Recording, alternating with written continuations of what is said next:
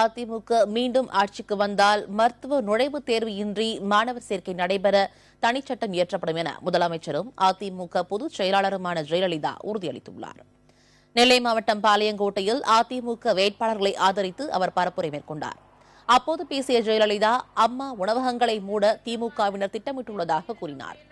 கச்சத்தீவை தாரை வார்க்க உடந்தையாக இருந்தது திமுக என குற்றம் சாட்டிய ஜெயலலிதா, அதனை மீட்க பாடுபட்டு வருவது அதிமுக என்றார். எங்கும் ஊழல், எதிலும் ஊழல் என ஊழல் ஆட்சி நடத்தியது திமுக என்று கூறிய அவர், ஊழலற்ற ஆட்சியை வழங்கி வருவது அதிமுக என குறிப்பிட்டார். மீத்தேன் திட்டத்தை தமிழ்நாட்டை விட்டே விரட்டியது அதிமுக என்றும், சில்லறை வணிகத்தில் அந்நிய முதலீட்டை தடுத்தது அதிமுக என்றும் அவர் குறிப்பிட்டார்.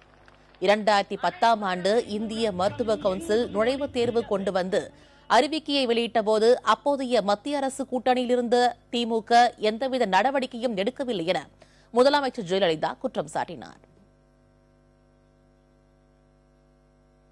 வாக்காளர் பெருமக்களே, உங்களது ஆதரவுடன் அனைத்திந்திய அண்ணா திராவிட முன்னேற்ற கழக அரசு மீண்டும் அமைந்தவுடன் மருத்துவ படிப்பு மற்றும் பல் மருத்துவ படிப்புகளுக்கு நுழைவுத் தேர்வு இல்லாமலேயே தொடர்ந்து மாணாக்கர்கள் சேர்க்கப்படும் வகையில் நடவடிக்கைகள் எடுக்கப்படும் என்ற உறுதியை இந்த நேரத்தில் நான் உங்களுக்கு அளிக்கிறேன்.